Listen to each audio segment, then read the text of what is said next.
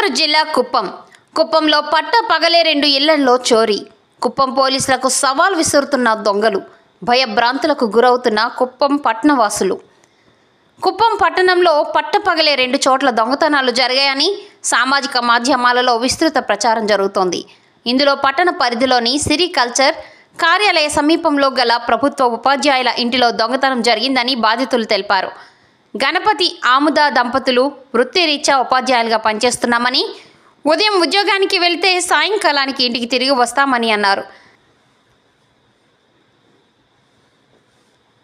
ఈ మధ్య సమయంలో ఇంట్లో ఎవరూ లేకపోవడాన్ని అదునుగా తీసుకున్న దొంగలు సోమవారం తన ఇంటి బీగాలు పగలగొట్టి దొంగతనానికి దిగినట్టుగా తెలిపారు.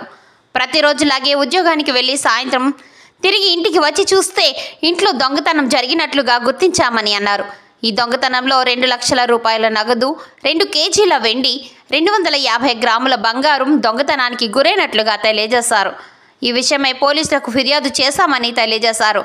అయితే సామాజిక మాధ్యమాలలో ప్రచారం జరుగుతున్నట్లుగా పట్టణంలో జరిగిన మరో దొంగతనంపై నిజానిజాలను పోలీసులు వెల్లడించాల్సి ఉంది.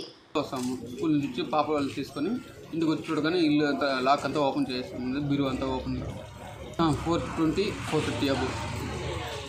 పోలీసులు తగిన చర్యలు తీసుకోవాల్సింది కోరుచున్నాము. దయచేసి నేను 9 సంవత్సరాలు కష్టపడినంత ఇంట్లో నుండి మొత్తం తీసుకెళ్ళిపోయినా.